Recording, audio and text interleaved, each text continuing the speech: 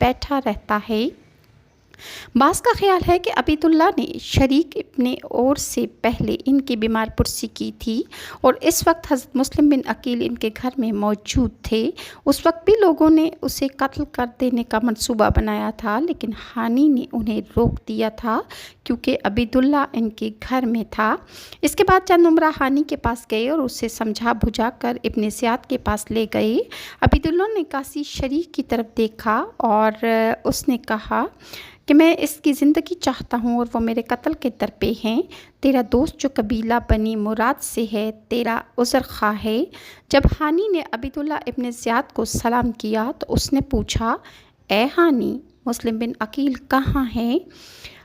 ہانی نے کہا کہ مجھے معلوم نہیں۔ اس پر وہ تمیمی غلام اٹھ کھڑا ہوا کہ جو 3000 روپے لے کر گیا تھا اور جس نے کہا تھا کہ میں یہ 3000 روپے مسلم بن عقیل کو دینا چاہتا ہوں تاکہ وہ اہل بیت کی مدد کر سکیں۔ ابن زیاد نے پوچھا کہ کیا تم اس شخص کو جانتے ہو؟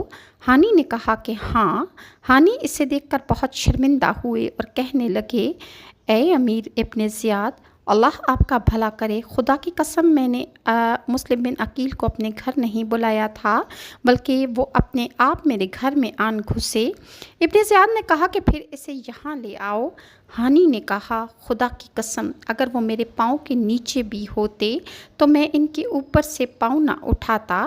ابن زیاد نے کہا کہ اسے میرے قریب لاؤ۔ جب انہیں قریب لایا گیا تو ابن زیاد نے ہانی کے چہرے پر نیزے کا وار کیا۔ نیزے کے وار سے ان کا چہرہ اور ان کا ناک زخمی ہو گیا۔ ہانی حملہ کرنے کے لیے ایک سپاہی سے تلوار چھین کر ابن زیاد پر جیسے ہی سونتنے لگے، لوگوں نے انہیں پکڑ لیا۔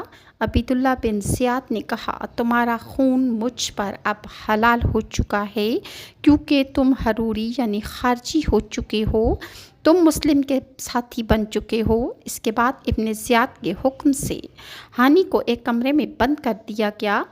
ہانی کی فوج بنی مزہج یہ سمجھ کر انہیں قتل کر دیا گیا ہے، محل کے دروازے پر جمع ہو گئی۔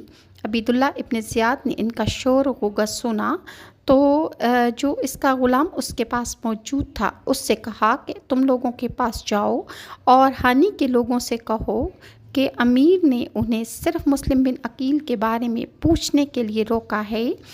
غلام نے انہیں جا کر کہا کہ تمہارا صاحب، تمہارا امیر زندہ ہے اور ہمارے سلطان نے اسے ایک خفیف سی ضرب لگائی ہے، لہٰذا تم لوگ واپس چلے جاؤ اور اپنے آپ کو ہلاکت میں نہ ڈالو۔ اس پر وہ سب لوگ اپنے گھروں کو واپس